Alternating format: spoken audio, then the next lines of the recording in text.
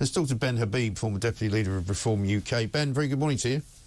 Good morning, Mike. So, I mean, we spoke just a few days ago. I think we probably both knew that this was likely to happen. I think we probably could have predicted it on Friday, and certainly we knew there were rallies up and down the country. The police seem to be kind of behind the eight ball here, because they you know, there's not enough of them. They can't react as quickly, perhaps, as they should be reacting. And, you know, there's no sign of this kind of stopping, is there?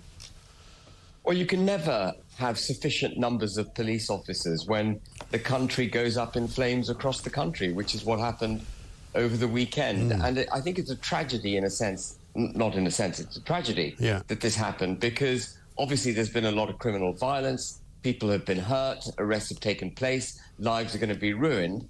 But also, from a political perspective, what's happened is that the protesters, who have a legitimate complaint against mass immigration, against the promotion of ethnic minorities over and above and to the detriment of the majority of the people who live in this country, the majority of the people having to get to the back of the line for jobs, social services, for housing, for NHS, everything as a result of what's happening, with immigration. Those legitimate complaints have now been lost in a sea of violence and police reaction to it.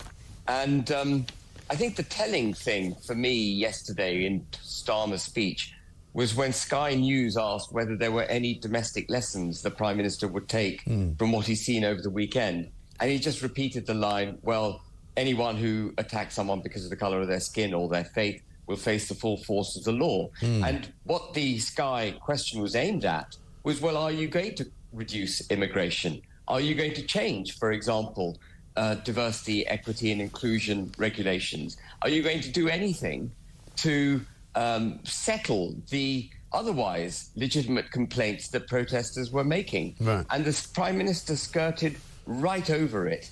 And I'm so glad, Mike, at the beginning of this programme, you said, or at the beginning of my segment, you said, what are the solutions? And we've got to get to the root cause of these problems. The symptoms we've seen very clearly over the weekend, but we've got to get to the root cause of these problems. We've got to understand what they are, and then they have to be addressed. The criminal justice system can only deal with the symptoms. It can't deal with the root cause. And the root cause, as we all know, is mass immigration and the kinds of regulations and legislation which put those who've come to this country, both legally and illegally, over and above and to the detriment of those who are here.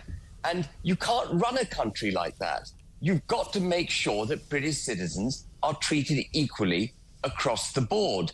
And while I'm on that point, I don't know if you recall in the King's speech, there was a provision from Starmer saying that the companies and businesses, institutions across the United Kingdom are now going to have to report on the equal pay for different ethnicities. Yeah. So for the first time in decades, or maybe even 100 years, institutions in this country, businesses, are going to have to keep logs of the different ethnicities they employ and how much they're paying them.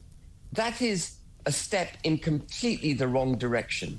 We should not be assessing people, categorizing them based on the color of their skin, which is precisely what Starmer was complaining about yesterday. But he's actually putting that on the statute books. Well, it creates a quota system, which is a nonsensical way to run anything, isn't it? I mean, it's a great piece in the Times today. I don't know if you had a chance to read it.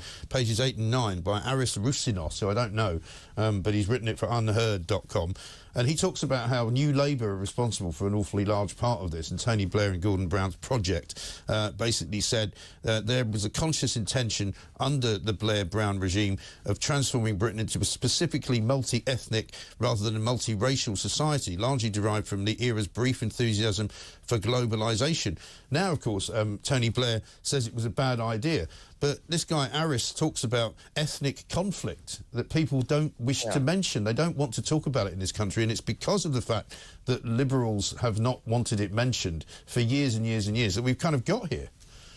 Absolutely. And I remember 2 years ago when this began to raise its head, I was pointing at France and saying, for goodness sake, we mustn't allow it to happen in the UK. Yeah. We've got to make sure that when an incident takes place in the French case, it was an Algerian being shot by police in a 17-year-old Algerian being shot by police in Paris. All of France went up in inter-ethnic violence with draconian policing, because then the symptoms need to be crushed. But no steps are being taken either by the French government to settle their population. They still have open borders. I mean, it's as daft as brushes having open borders. The reason you have borders is to protect civil society in your own country. Yeah. And we are close to having open borders.